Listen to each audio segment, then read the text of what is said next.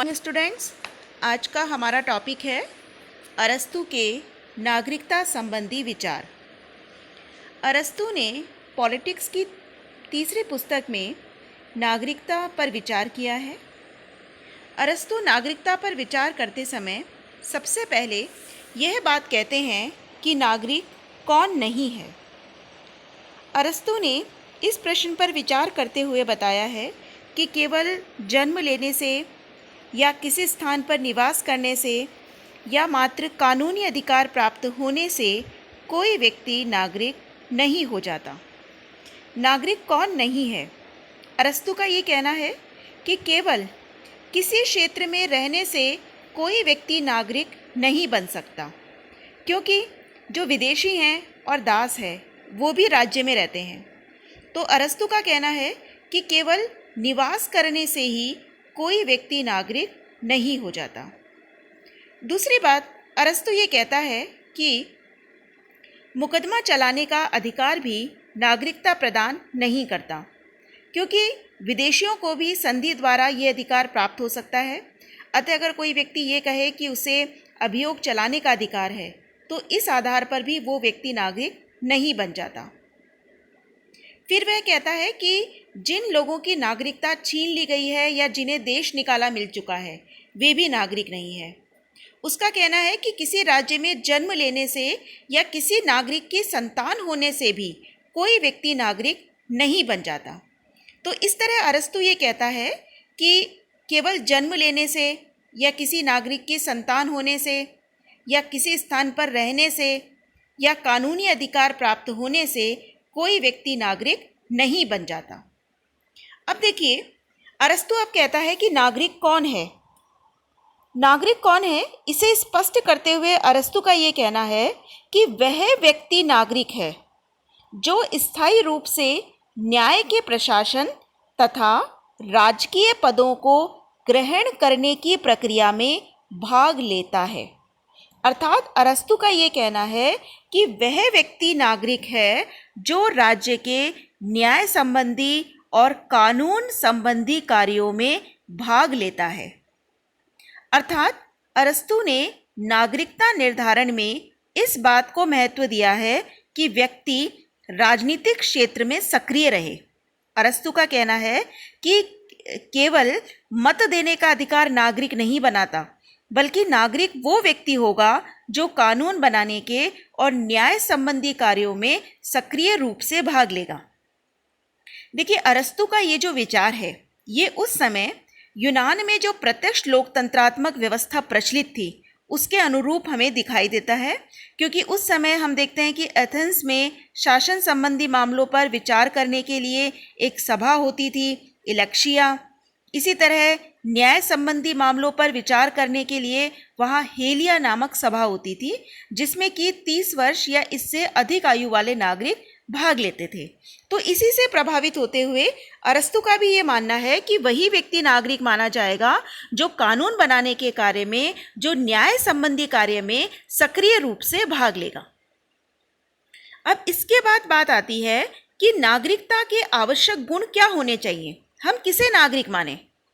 देखिए, अरस्तु भी ये कहता था कि नागरिकता सीमित लोगों को ही प्रदान की जानी चाहिए, क्योंकि उसका ये मानना था कि नागरिक वह है जो कानून संबंधी और न्याय संबंधी कार्यों में भाग लेगा, और इन कार्यों में भाग लेने के लिए जरूरी है कि व्यक्ति के पास अत्यधिक विकसित बुद्धि हो, व्यवहारिक बुद्धि हो, उसके पास नैतिक शक्ति हो।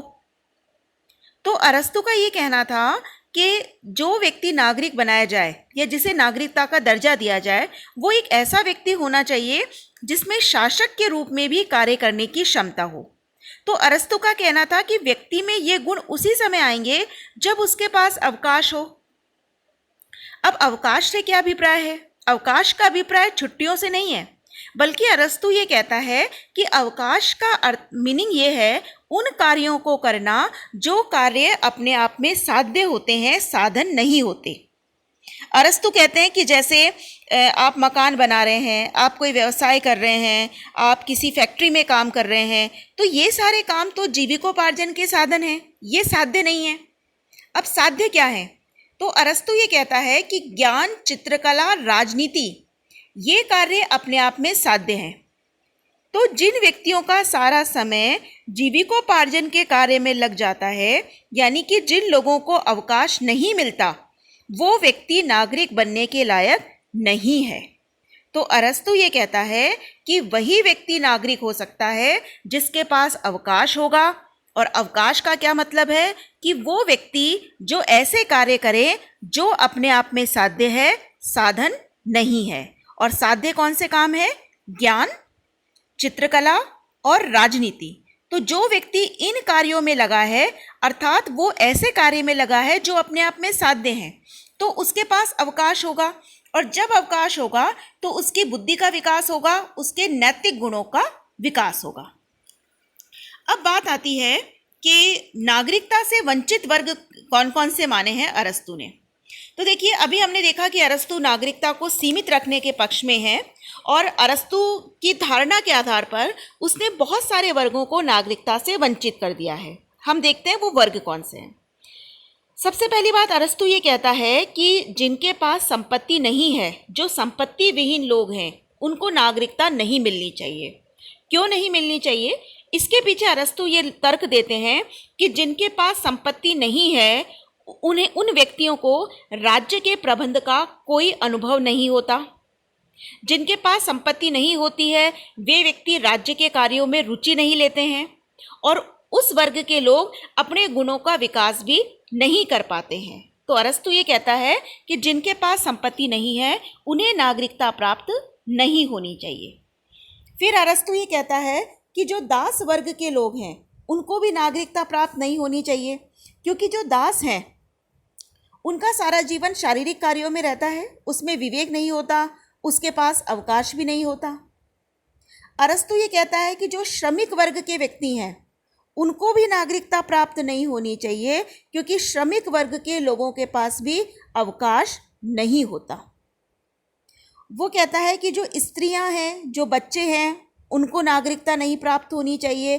क्यों? क्योंकि उनकी बौद्धिक क्षमता हीन स्तर की होती है।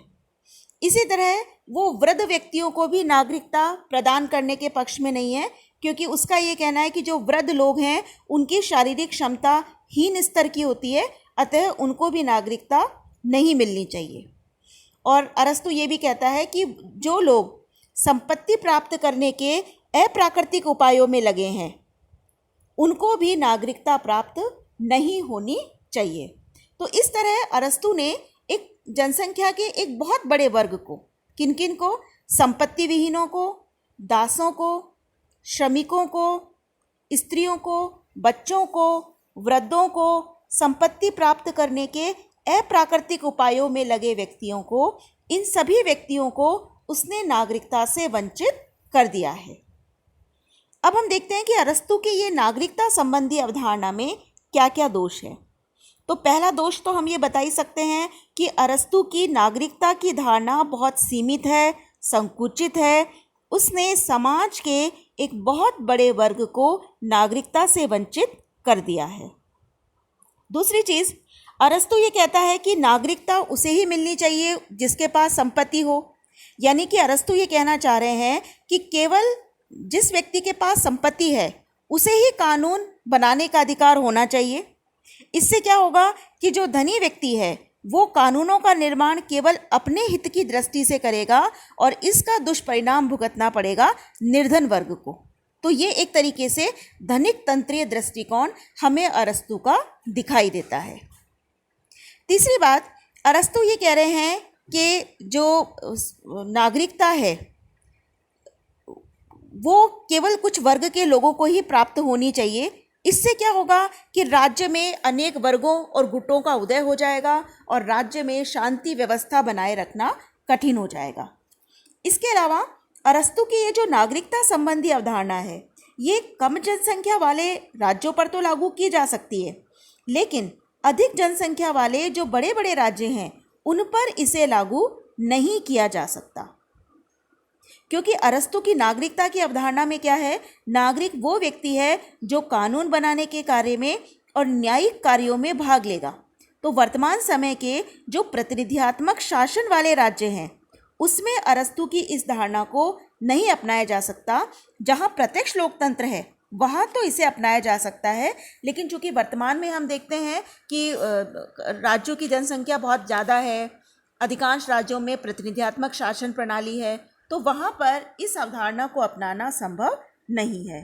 तो इस तरीके से हम ये कह सकते हैं कि अरस्तू की जो नागरिकता संबंधी अवधारणा है ये व्यवहारिक नहीं है और प्रैक्टिकल परिस्थितियों को देखते हुए या जो वर्तमान समय का जो परिवेश है उसमें इसे अपनाना संभव नहीं है।